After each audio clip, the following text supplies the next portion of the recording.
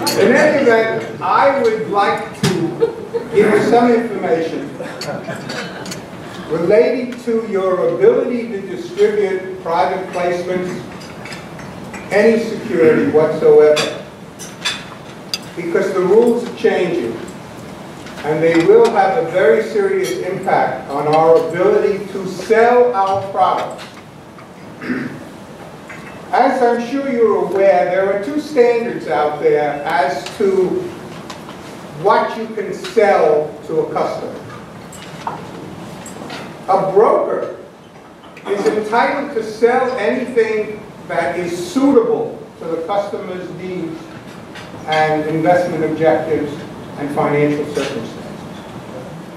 An investment advisor, however, could only do things that are in the best interest of the customer. So even though it might be suitable, if it's not in his best interest to invest in this suitable investment, you need to dissuade him or not offer him that product. And this dichotomy of standards has gone on forever. Well, when they passed the Dodd-Frank bill,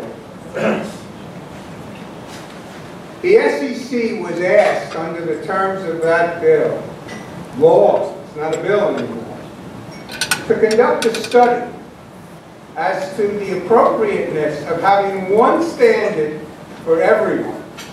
And that standard would be the fiduciary standard. Which means that suitability is out the window. You now must act as a fiduciary when you solicit a sale of a security to a customer. And the SEC actually did this study, and it came out in January. To give you an idea of the depth of this study and the seriousness of the possibility of this happening, here it is. It's very extensive. And the bottom line, they said, yes, we recommend that we have one standard, and it be a fiduciary standard. It hasn't been enacted yet. But I understand that the SEC is working on the actual rules to impose that standard. And in addition to that, the Department of Labor has a proposed rule out there with regard to ERISA accounts. Now, they are proposing that anyone involved with pension accounts, IRAs, 401ks, also answer to the fiduciary standard. So if you have brokers in your firm who are selling to customers who have opened pension-type IRA accounts that are subject to ERISA, you now have a different standard for those accounts, which is not suitability. So we have an attack coming at us on two fronts. And where is it going? Congratulations to all you about to be fiduciaries. It's tough. It's going to require you to be very careful in selecting your products, to fully disclose your interests as opposed to the client's interest when you recommend that purchase. Certainly I would suggest that if you're going to make a larger amount of money by selling a private placement, then having the client invest a similar amount of money in an equity, you'd want to make sure the client knows that. I would say the best way to handle this is through full disclosure. The things we never said before, stand up and say them. Let the chips fall where they may. Because if the security does not perform well and the client loses money, they have a whole new arsenal of accusations to level against you when they bring a complaint to FINRA or the SEC, or they hire a lawyer to start an arbitration against you. The bottom line is, one, be careful. Don't sell your clients anything that you wouldn't buy yourself.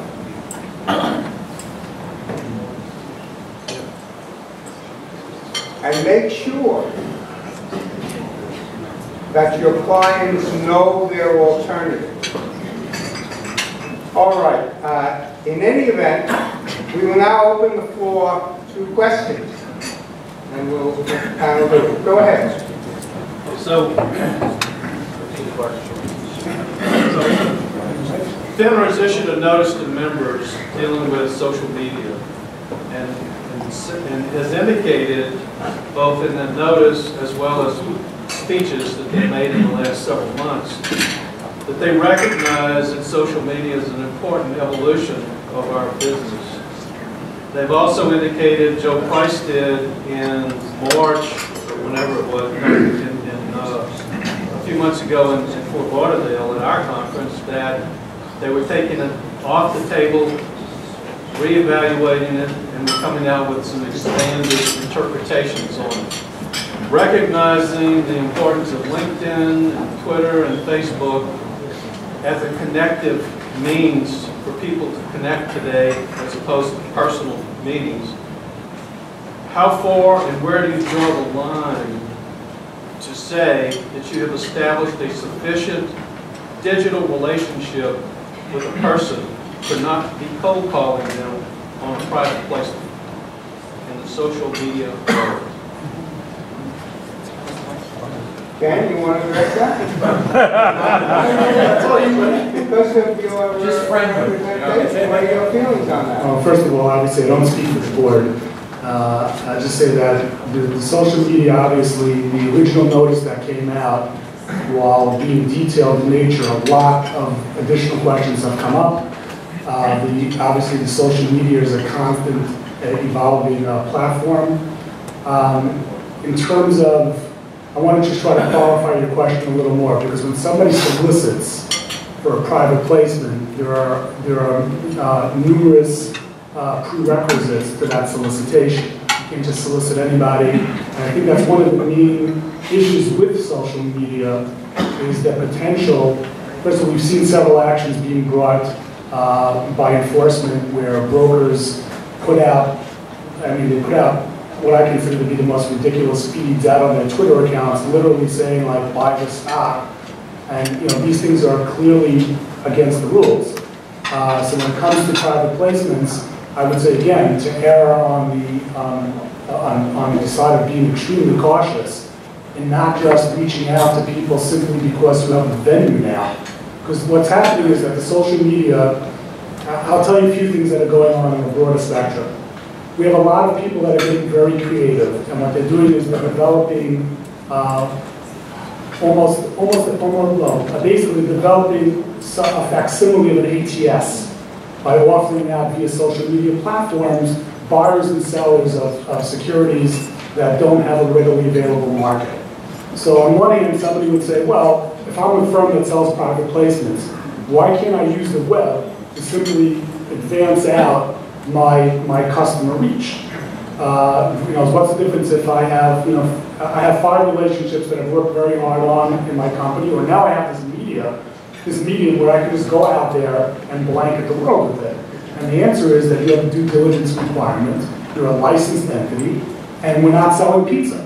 So while I can go open as many pizza stores as I want and sell pizza to anybody, I can't just sell a private placement to anybody. And I think that it's incumbent upon us as professionals, and this goes back to even the Series 79 license. Not everybody's allowed to be out there selling private placements. That's why we have a regulator. And on the same token, just because you are licensed doesn't give you license to then just go out as if you're a pizza store and sell to anybody simply because you have access to them. There are many pre-qualifiers that come to that, and I would stick to this. So I met you in the LinkedIn group. I sent you an email and congratulate you on being on the board.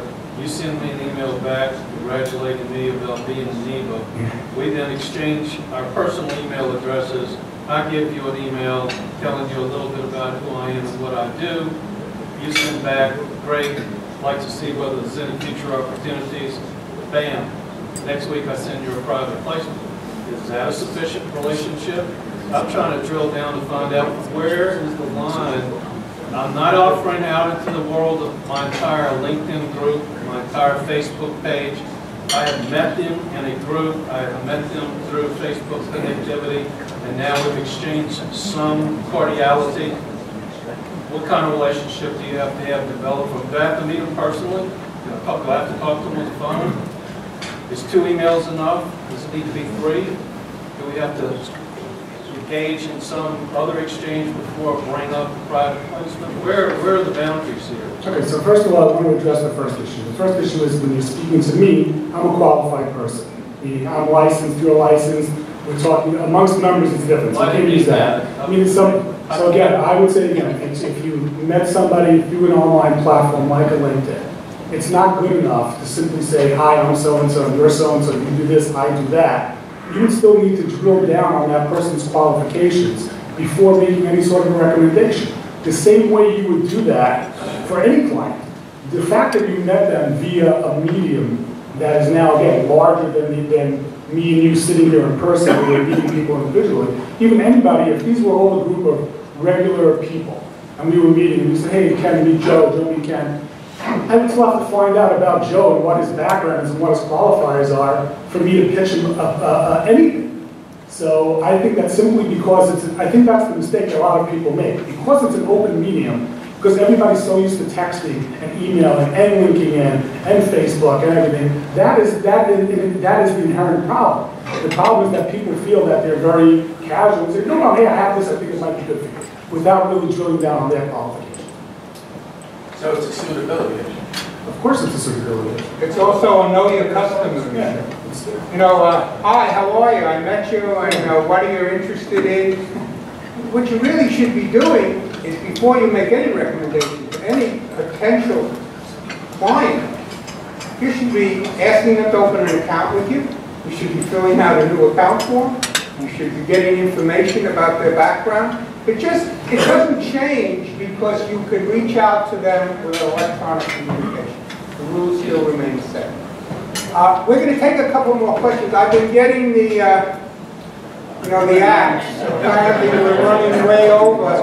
But we'll be around, and feel free to come up and speak with us at any time. I'm sorry to cut you short, but there's another program and we're interfering with it. So thank you very much. We appreciate it.